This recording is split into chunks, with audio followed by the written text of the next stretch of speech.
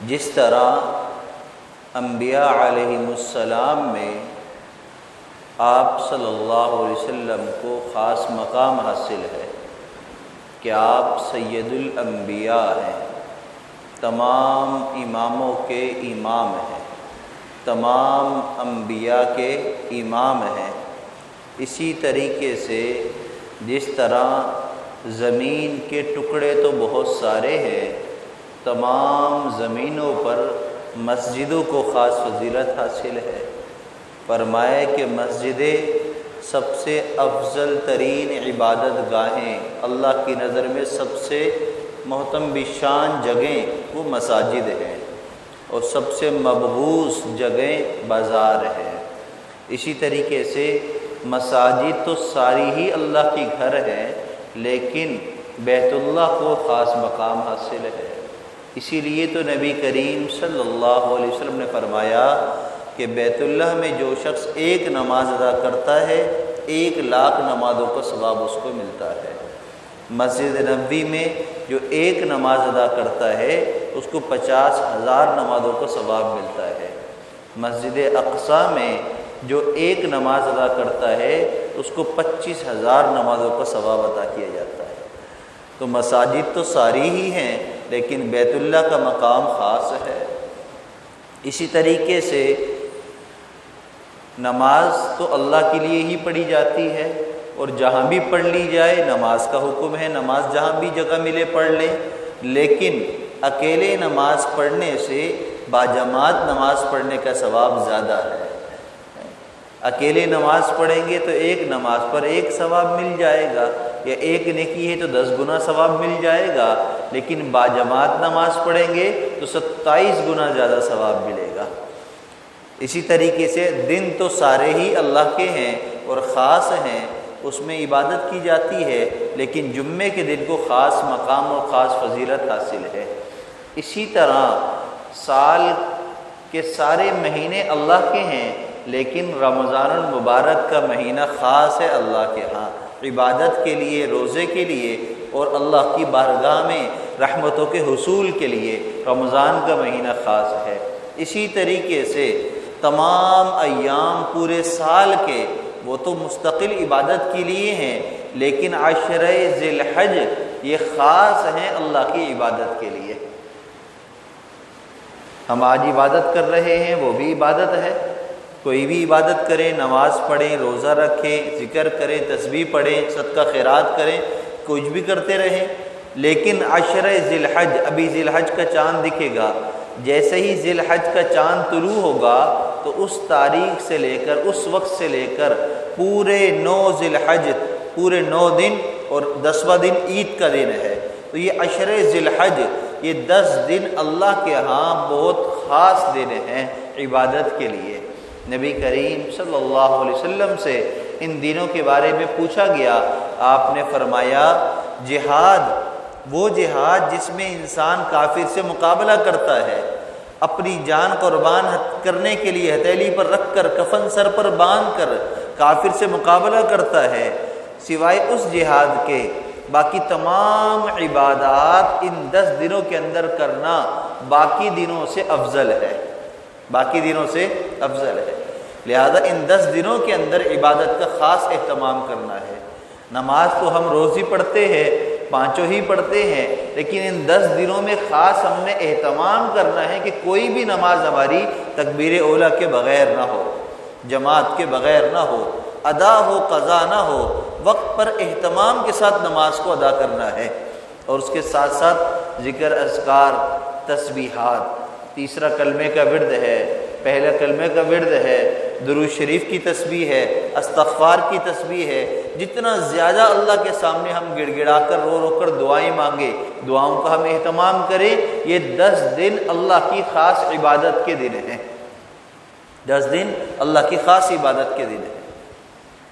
خاص تو ان 10 دنوں میں 2 عبادتیں ہیں جو بہت زیادہ خاص ہیں، جس کی وجہ سے یہ مہینہ پہچانا جاتا ہے، جس کی وجہ سے ان دنوں کو یہ فضیلت حاصل ہوئی ہے۔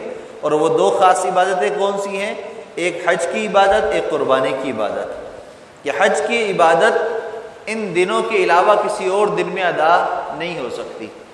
اب رمضان میں چلے جائیں، حرمین شریفین میں، ذوالقعدہ میں چلے جائیں، شوال میں چلے جائیں، رجب میں چلے جائیں، ربیع الاول کے مہینے میں چلے جائیں، جتنے بھی فضیلت والے مہینے ہوں یا اس کے علاوہ ہوں، جو بھی وقت ہو، لیکن حج کے ارکان اس وقت ادا کرنے سے حج ادا نہیں ہوگا۔ حج صرف اسی وقت ادا شمار ہوگا کہ جب حج کے ایام کے اندر ان ارکان کو ادا کیا جائے۔ تو گویا کہ اس مہینے کی خاص عبادت، ان دنوں کی خاص عبادت ایک تو حج ہے، جس کی وجہ سے ان دنوں کو فضیلت اللہ تعالیٰ نے عطا فرمائی، اور دوسری عبادت ہے قربانی۔ دوسری عبادت کیا ہے؟ قربانی۔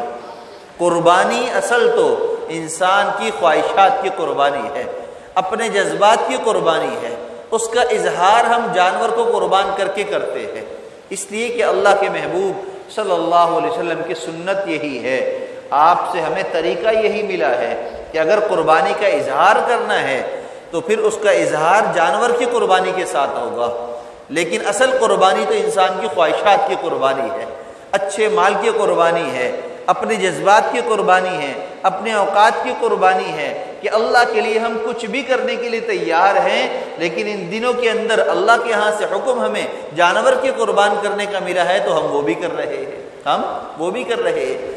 تو ان دنوں کی عبادتیں دو تو خاص ہیں، لیکن ان دو کے علاوہ پورے 10 دن کی جو عبادت ہے وہ کیا ہے؟ نماز کا اہتمام کرنا، اس کے ساتھ ساتھ نفل نماز کا اہتمام کرنا۔ فرض تو ہم نے پڑھنے ہی پڑھنے ہیں، سنتیں تو ادا کرنی ہیں، اس کے بغیر تو نماز کامل ہوگی نہیں، لیکن ان دنوں کے اندر نوافل کا اہتمام کرنا۔ اب نوافل میں کیا ہے؟ اشراق کی نماز، چاشت کی نماز، اوابین کی نماز اور تہجد کی نماز۔ یہ نمازیں تو عام ہے جو وقت کے ساتھ خاص ہے کہ اس وقت میں یہ نماز پڑھی جائے، نفل نماز ہے۔ اس کے علاوہ مسجد میں داخل ہوں تو تحیۃ المسجد کی نماز، وضو کریں تو پھر 2 رکعت نماز تحیۃ الوضو کی نماز ہے، تحیۃ المسجد ہے، تحیۃ الوضو ہے۔ اسی طرح روزانہ 2 رکعت صلاۃ الشکر پڑھنا، روزانہ 2 رکعت صلاۃ التوبہ پڑھنا، روزانہ 2 رکعت صلاۃ الحاجات کی نیت سے پڑھنا، یہ عام نوافلیں کسی بھی وقت پڑھے جا سکتے ہیں۔ تو نفل نماز کا اہتمام ہم نے اس 10 دنوں میں زیادہ کرنا ہے، اس لیے کہ اس کی خاص فضیلت ہے، اللہ کے ہاں اس کا مقام زیادہ ہے، یہ اللہ کے ہاں تمام عبادتوں میں افضل عبادتیں شمار ہوں گی ان 10 دنوں میں۔ اسی طرح عام معمول کیا ہے؟ روزانہ صبح شام درود شریف کی تسبیح ہم پڑھ رہے ہیں، استغفار کی تسبیح پڑھ رہے ہیں، ان دنوں کے اندر تسبیحات بڑھا دیں، 100 کے بجائے 200 شروع کر دیں۔ اس طرح درود شریف اور 2 پڑھ رہے تھے، اب 4 تسبیحات پڑھنے لگ جائے۔ اسی طرح کلمے کی تسبیح بڑھا دیں، تیسرے کلمے کی بڑھا دیں، اور تسبیحات کا بھی اہتمام شروع کر دیں۔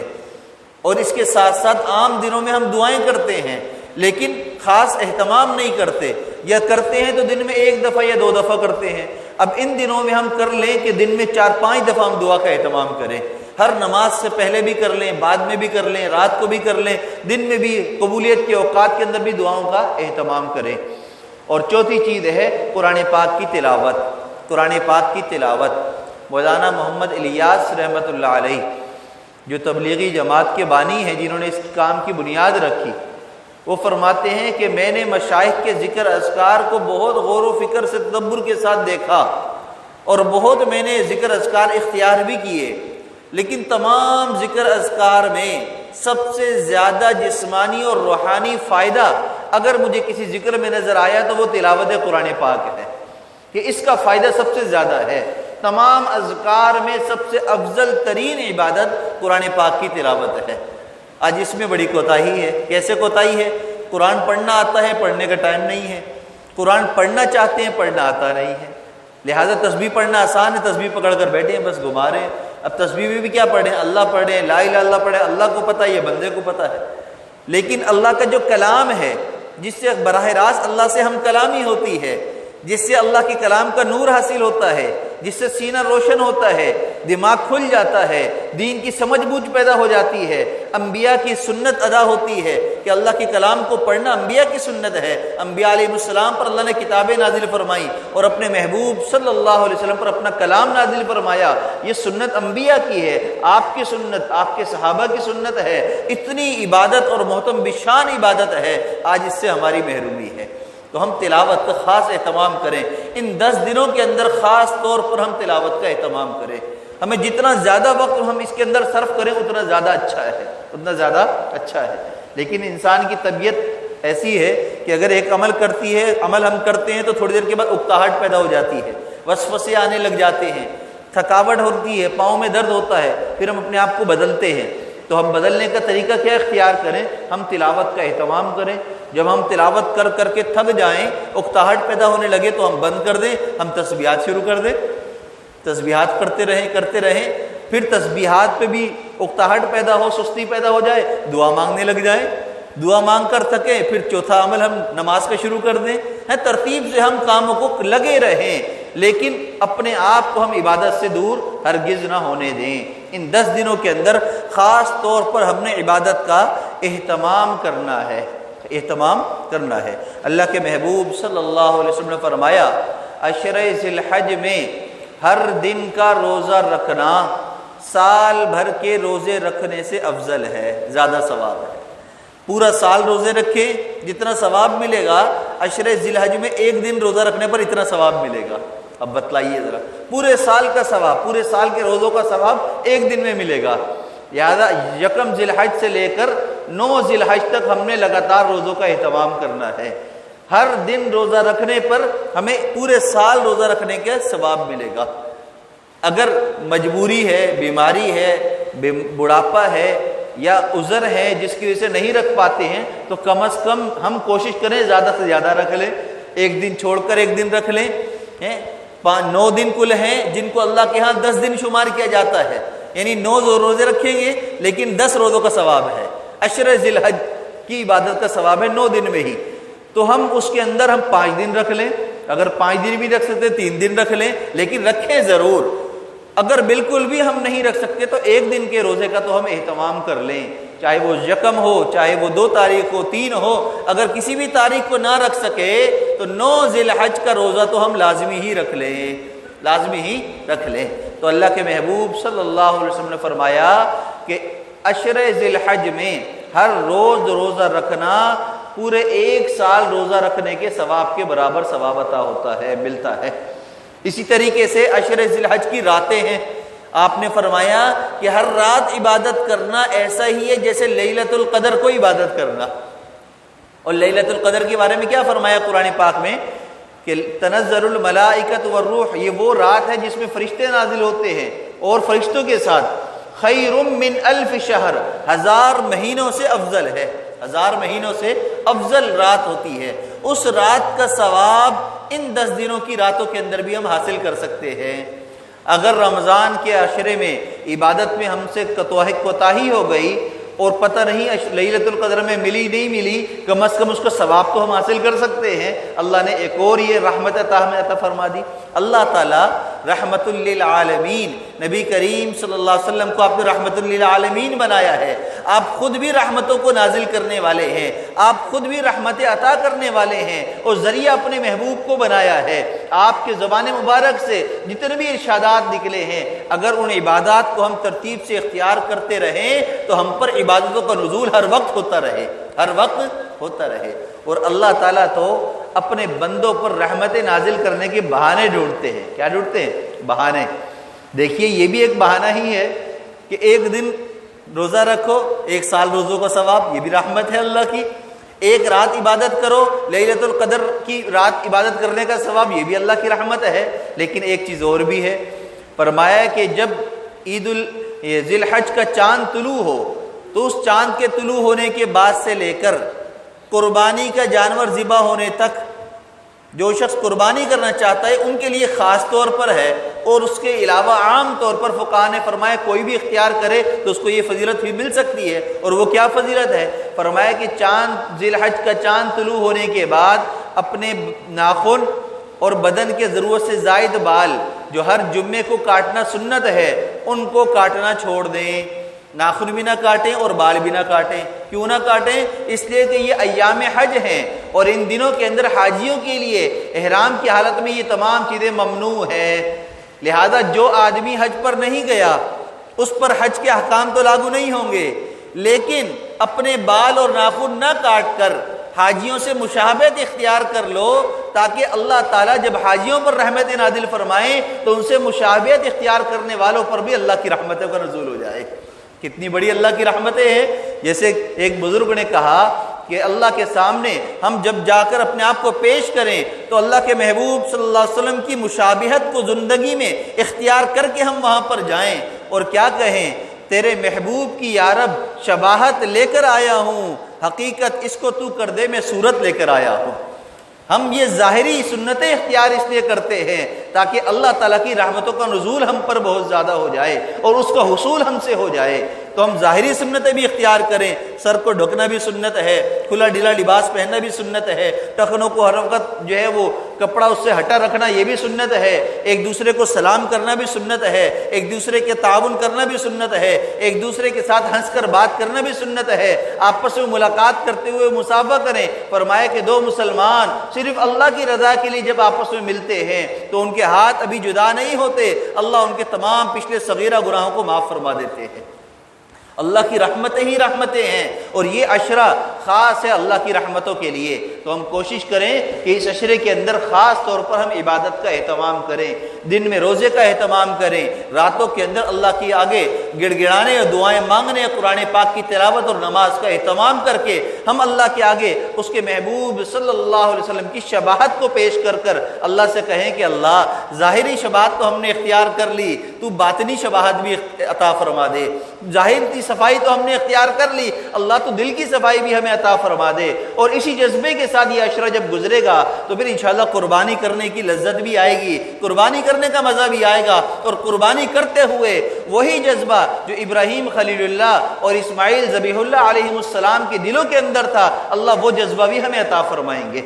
اور وہ جذبہ کیا ہے کہ اللہ ہم تیرے حکم پر صرف قربان نہیں بلکہ اپنی جانیں بھی قربان کرنے کے لیے تیار ہیں۔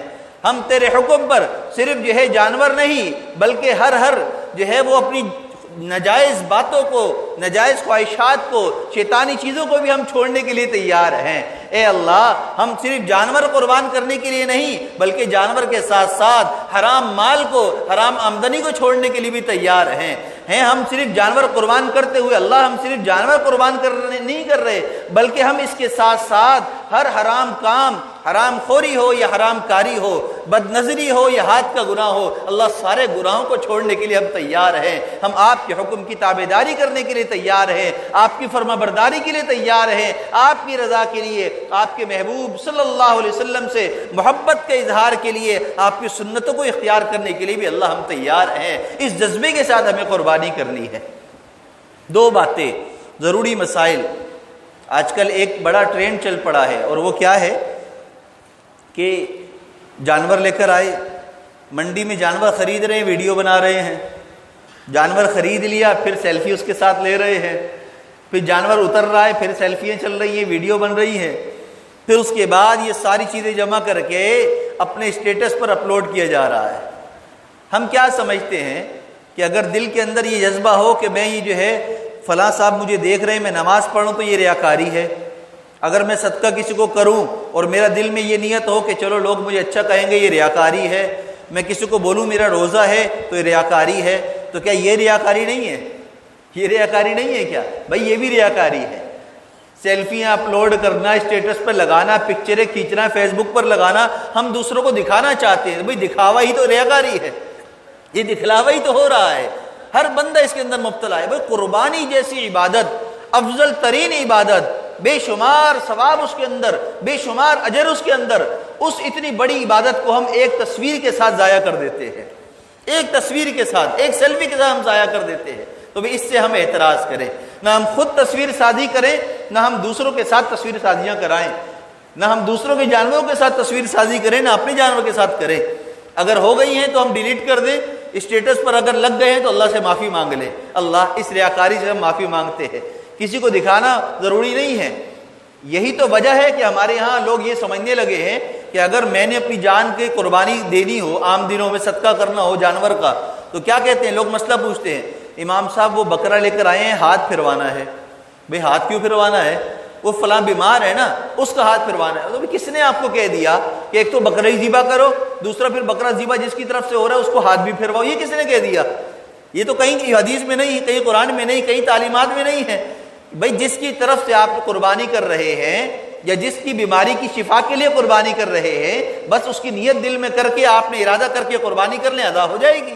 نہ ہاتھ پھروانا ضروری ہے، نہ اس کو تصویر دکھانا ضروری ہے، نہ اس کو گھر میں لا کر سامنے رکھنا ضروری ہے۔ بالکل اسی طریقے سے قربانی کا جانور بھی ہے کہ اگر کوئی باہر ملک میں آپ کا بھائی ہے، رشتہ دار ہے، بہن ہے، کوئی ہے، ان کو دکھانے کے لیے تصویر کھینچنا، تو بھئی تصویر کھینچنے کی وجہ سے ان کو کیا ثواب ملے گا؟ نہیں، ثواب کوئی نہیں ملے گا۔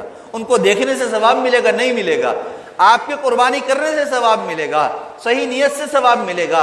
اگر تصویر کھینچنے کی ضرورت صرف یہ تھی کہ دکھانا تھا، لیکن دکھانے کے بعد پھر وہ اپلوڈ بھی ہو گئی، اسٹیٹس پہ بھی لگ گئی، تو ریاکاری تو آ گئی۔ لہٰذا نہ تصویر کھینچیں، نہ سیلفیاں لیں، تاکہ نہ اس کے اندر ریاکاری کا شائبہ آئے۔ اپنے آپ کو اس اتنی محتم بشان عبادت میں ریاکاری سے اپنے آپ کو بچائیں۔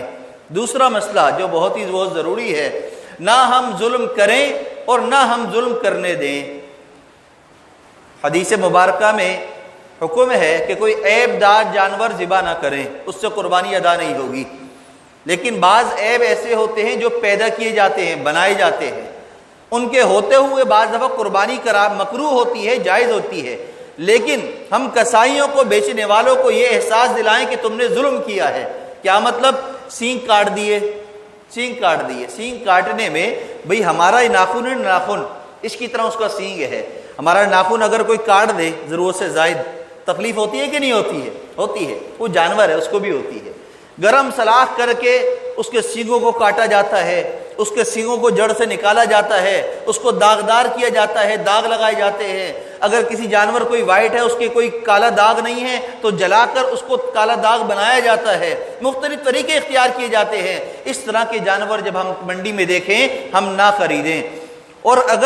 اور نہ خریدتے ہوئے صرف یہ نہیں کہ بھئی خریدنے نہیں چلے گئے، اس کو احساس دلائیں اور اس کو کہیں کہ جانور بہت خوبصورت ہے اور میرے دل میں چاہا تھا کہ میں اس کی اتنی قیمت دے کر لے لوں، لیکن میں صرف اس لیے نہیں لے رہا کہ تم نے اس کے سینگ کو کاٹا ہوا ہے، اس کے سینگ کو نکالا ہوا ہے، اس کو تم نے داغا ہوا ہے، تاکہ آئندہ کے لیے وہ یہ عمل کرنے سے اپنے آپ کو بچائے۔ تو خود بھی ظلم نہ کریں، دوسروں کو بھی ظلم سے بچائیں۔ خود اگر کسی چیز سے بچتے ہیں تو اس کا احساس دوسروں کو دلائیں، تاکہ دوسرے بھی اس ظلم سے اپنے آپ کو بچائیں، اس گناہ سے اپنے آپ کو بچائیں، ان عیبوں سے اپنے جانوروں کو بچائیں، تاکہ ان کی بھی نیت صحیح ہو، ہماری بھی نیت صحیح ہو، ان کا بیچنا بھی عبادت ہو، ہمارا خرید کر قربان کرنا بھی عبادت بن جائے۔ آخری درخواست یہ ہے، بارش کا موسم ہو رہا ہے اور ممکن ہے کہ بارش ہو جائے، پچھلے سال بھی ہو گئی تھی تھوڑی بہت، اس سال زیادہ امکانات ہیں، تو عقل مند شخص وہ ہے جو بارش سے پہلے بارش کی تیاری کر لے۔ جانور ہم لے کر آ رہے ہیں، لینے جا رہے ہیں، تو ہم ایسا اہتمام بھی کریں کہ جانور کو ہم نے لانا ہے، پانی کھڑا ہو گیا تو کیا کرنا ہے، اس کی گندگی جمع ہو رہی ہے تو اس کا ہم نے کیا کرنا ہے، تو ہم نے صفائی کا اہتمام کرنا ہے۔ جانوروں کی دیکھ بھال کے ساتھ ساتھ ان کی گندگی اور ان کے ارد گرد کا جو ماحول ہے اس کو بھی صاف ستھرا رکھنا ہے، اور یہ ہم سب کی اخلاقی ذمہ داری ہے۔ یہ صرف بلدیہ والوں کی یا جو ہے وہ اداروں کی، محکموں کی ذمہ داری نہیں، بلکہ وہ تو اس پر مسلط ہے، ان کو تو تنخواہ پر رکھا گیا ہے، لیکن ذمہ داری تو پورے بااخلاق معاشرے میں ہر فرد کی ہوا کرتی ہے۔